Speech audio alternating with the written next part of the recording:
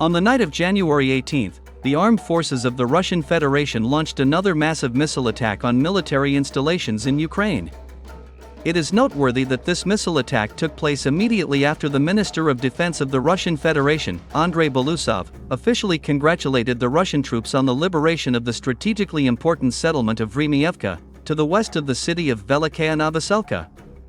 By the way, immediately after that, the armed forces of the Russian Federation began not only to launch a massive missile attack on military installations of the Ukrainian Army and NATO forces throughout Ukraine, but also to storm the city of Velikaya Novoselka. According to war correspondents, this strategically important settlement may be completely liberated by the Russian army in the coming hours.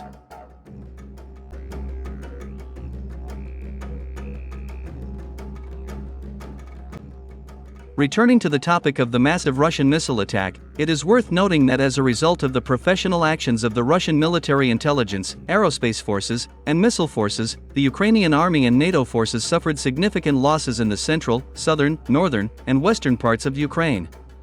It is reported that the main attack was carried out on military facilities located in settlements of such Ukrainian regions as Zaporizhia, Kiev, Odessa, Chernihiv, Sumy, Zhytomyr, Vinnytsia, and Dnipropetrovsk. It is worth noting that once again, Russian ballistic and cruise missiles, together with kamikaze drones, attacked a large number of airfields and enemy airbases in the central and western parts of Ukraine. All this indicates that Russian military intelligence continues to receive valuable information about the movements of American F-16 fighter jets on the territory of Ukraine.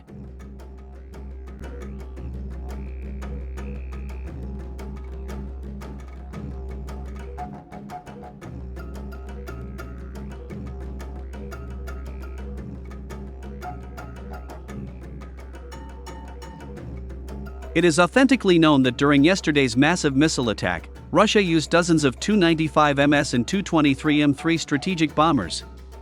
In addition, dozens of Su-35 and Su-57 fighters also took part in this missile attack.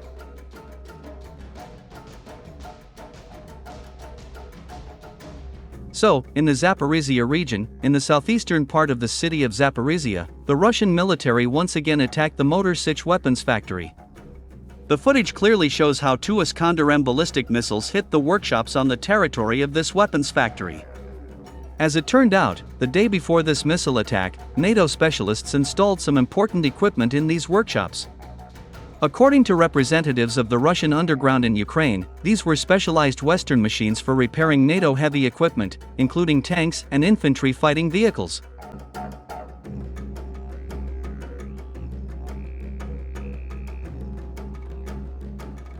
In the Kiev region, in the southeastern part of the city of Kiev, Russian missiles rained down on the building of the Luch Design Bureau.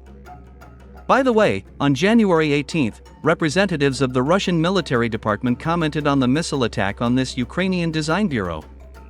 In particular, they stated that Russian missiles had successfully hit and destroyed the workshops of this design bureau, where Ukrainian engineers were producing Neptune cruise missiles and rockets for the multiple launch rocket system Alka.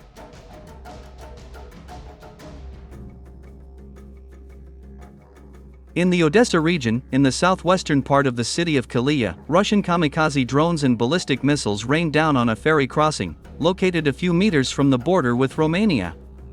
It is reported that at the time of this missile attack, several ferries, carrying foreign mercenaries and heavy Western military equipment to Ukraine, were hit by Russian missiles and drones. According to the coordinator of the Russian underground in Ukraine, Sergei Lebedev, dozens of Romanian soldiers were also on these ferries. Sergei Lebedev noted that Romanian air defenses tried to shoot down Russian missiles and drones, but failed. As a result, NATO forces lost 20 units of heavy equipment, 30 Romanian soldiers, and 60 mercenaries from Colombia. At the same time, Sergei Lebedev noted that rescue operations at this ferry crossing are still ongoing. He did not rule out that in the coming hours, the number of victims among foreign mercenaries and Romanian soldiers could increase significantly.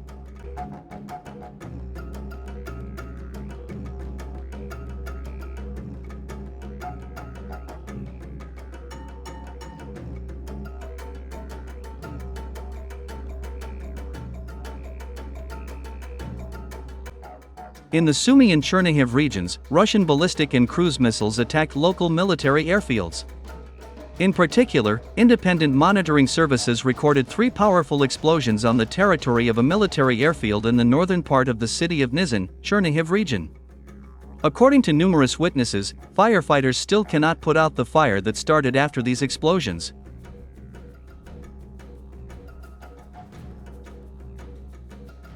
In the Zhytomyr and Vinnytsia regions, Russian missiles rained down on the Sitysky military airfield and the Ozernoye air base.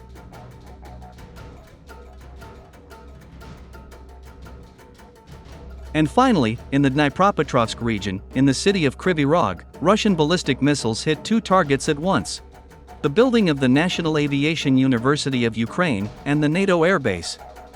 As for the missile attack on the building of the National Aviation University, it is worth noting that this facility was attacked for a reason. As it turned out, the Ukrainian High Military Command used the building of this university to house the personnel of the so-called foreign mercenaries. In addition, meetings of the command staff of the Ukrainian Army were also held in the basement of this university. It is reported that as a result of this missile attack, 50 Ukrainian officers, 20 foreign mercenaries from France, and 3 British military advisors were killed.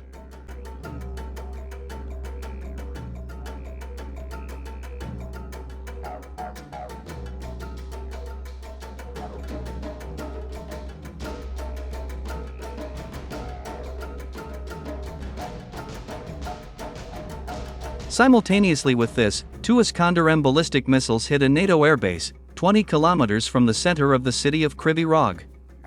A few hours after that, representatives of the Russian underground in Kryvyi Rih reported that 15 Ukrainian soldiers and 1 NATO F-16 fighter pilot were killed as a result of this missile strike. It is noteworthy that this information was also confirmed by the Danish pilot Oscar Sorensen. In particular, he reported on his social network that as a result of a Russian missile attack on a military airbase in Kryvyi Rih, his close friend, an experienced pilot Yepi Hansen, was killed.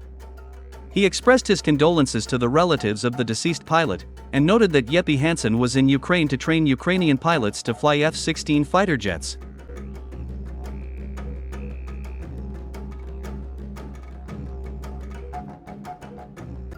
It is noteworthy that immediately after this statement, pilot Oscar Sorensen was dismissed from the service.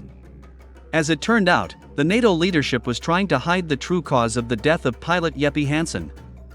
However, fortunately, thanks to his friend, the whole world and the relatives of the deceased pilot learned the truth.